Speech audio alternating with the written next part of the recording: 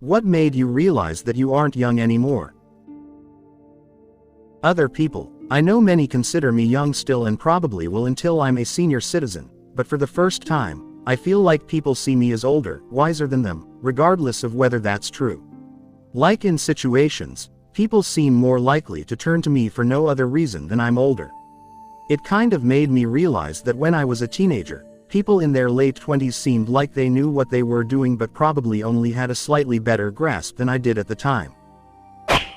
Bought my first pair of sweatpants ever. Things hurt in the morning.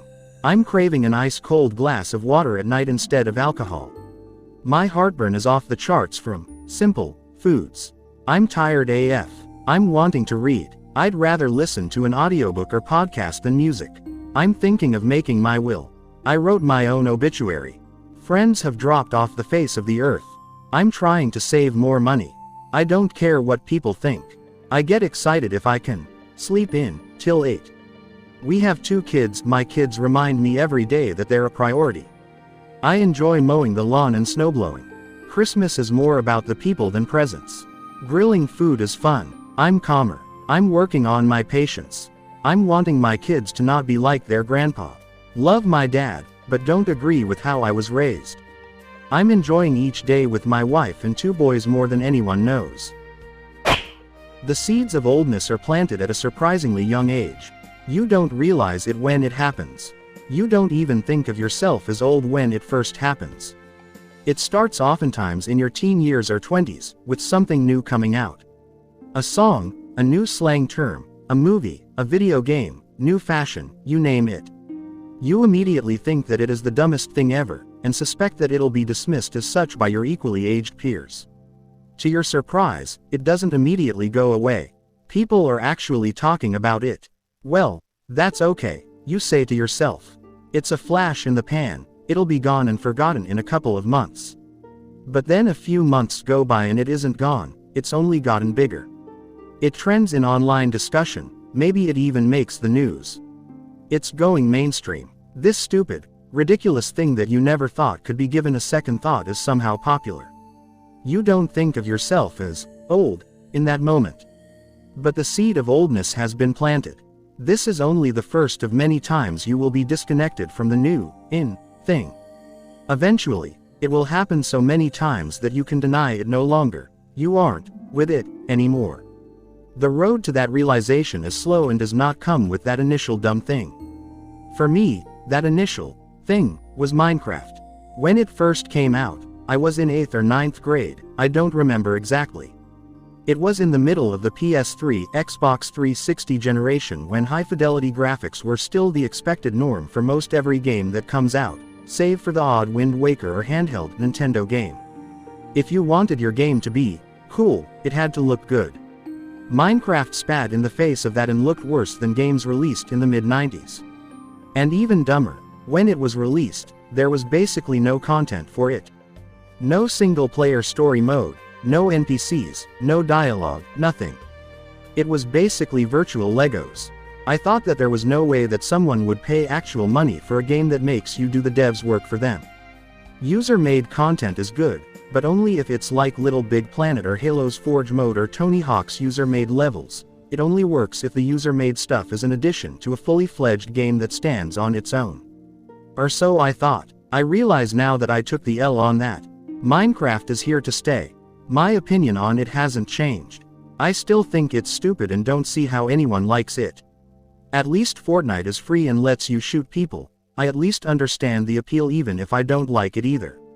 Minecraft will always baffle me, and serve as a sign of how oldness starts, and how it creeps up on you. I didn't consider myself old when Minecraft came out, I was maybe 14 or so. But looking back, that was the initial spark. The first of a long list of things in popular culture that simply didn't appeal to me, the first steps on the road to oldness. Cue the Grandpa Simpson, I used to be with it, speech. I'm in my 60s, I'm still in pretty decent shape. But if I'm with a bunch of guys and we're picking up heavy things, one of the younger guys will offer to pick it up for me like I can't carry it, lol. I'm not an alpha male or anything like that, but that definitely bruises my ego, haha. Getting older sucks. The only good thing about being older is I know who I am and not what I wish I was. Other than that, I can't think of too many other perks.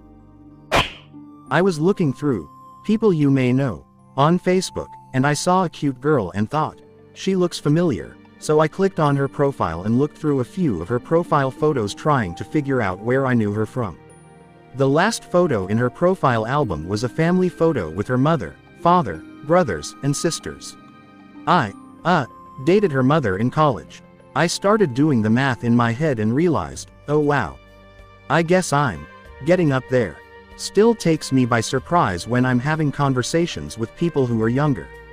I looked around 15 years younger than I actually am, and when they discuss technology from when they were in college, I just kind of get quiet because computers weren't something everyone had at that time and we were still using actual, literal answering machines, and cell phones were only had by students whose families were very well off. I'm a clinical instructor at a medical school, and I work with teenagers at an affiliated psychiatric hospital where the psychiatry residents train. Basically, the residents shadow me and also work alongside me as part of the care team, and I mentor, teach, supervise them. One time, a resident psychiatrist in her mid-20s who I was sharing a patient with suggested to me that she meet with our patient alone since she seems to do better with young people. I was in my early 30s, but it was clear to me at that point that I was no longer the young and cool psychologist. If this 20-something doctor thought I wasn't a young person, then no way my 15-year-old patients did. Reading this thread makes me realize my teachers in school weren't kidding about exercise. I'm in my mid-30s, I go to the gym to lift weights 3 times a week for an hour. That's it. I do some cardio if I feel like I need to move. I pay attention to nutrition and macros, and I have no back pain, no issues bending over or standing up, I don't get winded climbing stairs, and I can comfortably walk around for a full day. That stuff isn't normal in your 30s, dudes. It's a use it or lose it situation with mobility. I'm not bragging or anything. I used to be in terrible shape before I started working about 5 years ago, and I'm in the best shape of my life now at 35. Getting called ma'am. The first time, I think I was 34 or 35, which is around the same time people started calling me Mrs. and assuming I was married with children. I think I didn't feel really old, though, until men on dating apps started telling me I was an older woman at age 37. Understandable coming from the guys 10 years my junior, but I was even hearing it from guys who were only a few years younger than me. I just took it in stride anyway, since it didn't seem to actually bother prospective partners. And yet when does a man become an older man? When I was in my late 20s and early 30s, I used to date guys who were in their late 30s or nearing 40, and they didn't seem old at all, to me.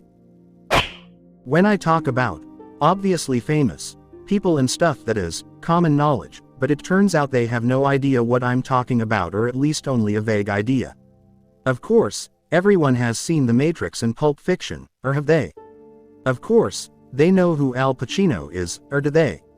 It seems so obvious, but it isn't. And I don't blame them. When I was a kid in the early 90s, I remember older people referring to actors and films from the late 60s and early 70s.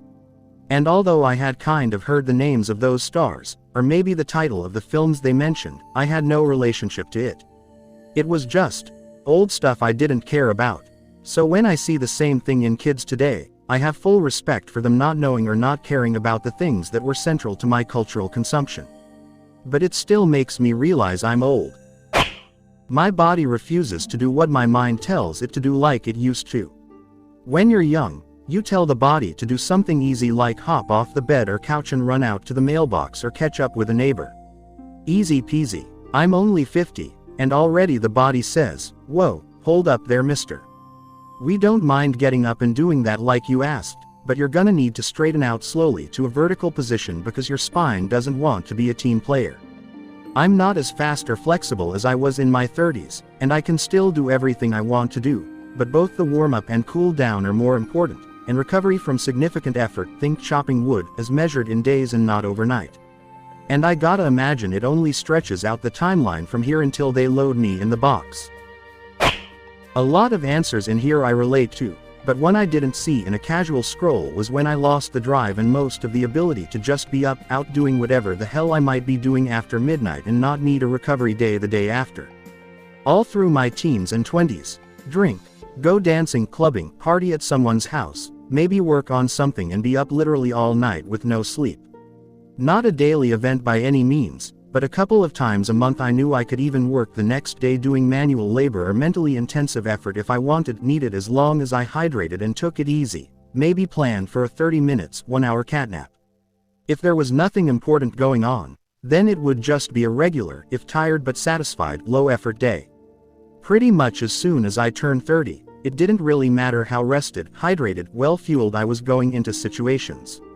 If there's something going on where I'm having fun and exerting myself, even if I don't drink late at night or into the morning, or I stay up all night pushing myself to complete something, the next day is miserable unless I commit to handling myself like I have the flu. Bed rest, lots of fluids, low activity. If what I was doing was very physical, it might be 2 days, and I expect my general performance to be less than standard for a day or so after that. It was like I was made aware of having a personal fuel meter at the same time it was considerably reduced.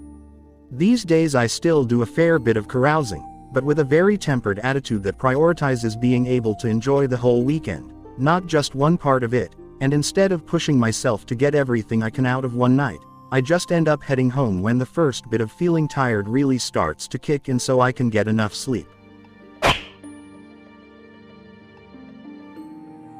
Thanks for watching the video.